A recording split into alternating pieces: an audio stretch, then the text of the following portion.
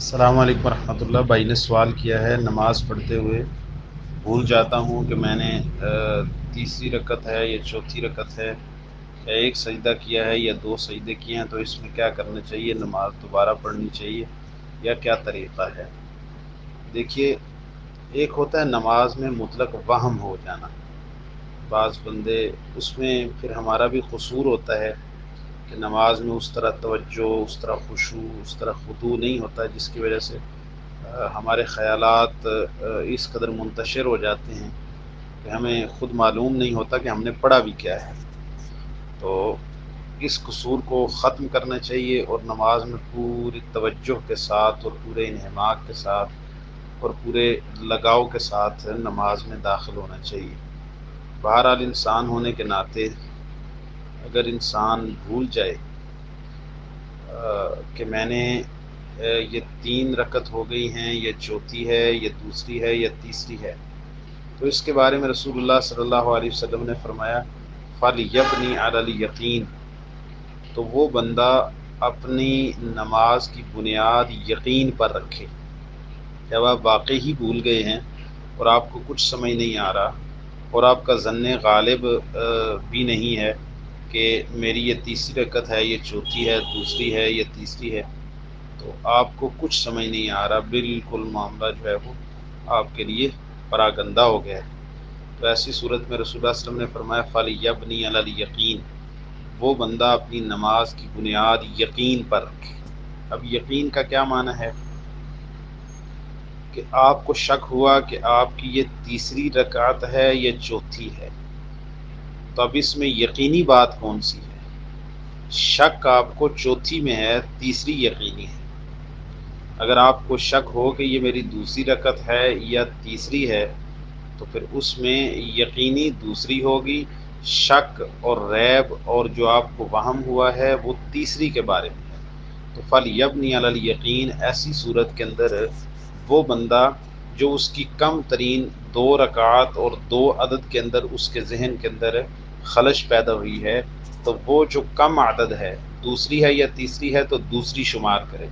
تیسری اور چوتھی ہے تو تیسری شمار کرے، تو تیسری شمار کر کے اپنی چوتھی رکعت مکمل کرے۔ اب اللہ جانتا ہے کہ یہ چوتھی رکعت بھی ہو سکتی تھی، تو میں نے تو 5ویں پڑھ لی ہے، تو ظاہر ہے رسول اللہ صلی اللہ علیہ وسلم نے شک کو ختم کرنے کے لیے یقین پر بنیاد رکھنے کا حکم دیا ہے، اور یقین کا معنی یہی ہے کہ 2 رکعات میں اس کو جو ہے وہ بھول ہوئی ہے کہ ان میں سے کون سی رکعت پڑھ رہا ہوں، تو جو کم از کم رکعت ہے وہ اس کی یقینی ہوگی۔ جس میں اس کو شک ہے زائد رکعت تیسری یا چوتھی، اس میں اس بندے کا شک ہے، تو وہ شک کو دور کر لے۔ اب شک کیسے رفع ہوگا؟ کہ وہ رکعت پڑھ لے، تیسری میں شک ہے کہ تیسری ہے تو وہ پڑھ لے، چوتھی میں شک ہے کہ یہ چوتھی ہے بھی کہ نہیں تو چوتھی پڑھ لے۔ اب اگر اس کی واقعی حقیقت کے اندر نماز میں ایسے ہی رکعات بنتی تھیں جیسا کہ اس نے اب شک کو دور کر کے پڑھی ہیں، فابہا، اور اگر اس نے ایک اضافی رکعت بھی پڑھ دی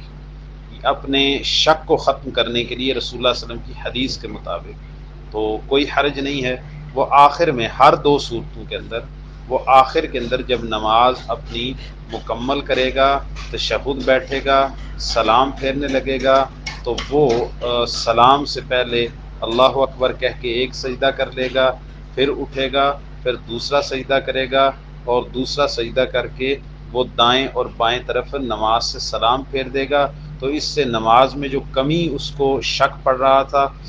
وہ یقینی رکعت جو کم از کم اس نے پڑھی ہیں، تو اس کے بعد ایک رکعت مزید پڑھنے سے اس کی رکعت بھی پوری ہو جائے گی، یقین آ جائے گا کہ میں نے پوری رکعتیں پڑھی ہیں، اور اگر اضافہ ہو گیا تو وہ سجدہ سہو جو ہے وہ اس کا اس کی وجہ سے جو ہے وہ اس کی کمی پوری ہو جائے گی۔ اچھا، اور جہاں تک سجدے کی بات ہے اس میں بھی میرے بھائی یہی قاعدہ لگے گا،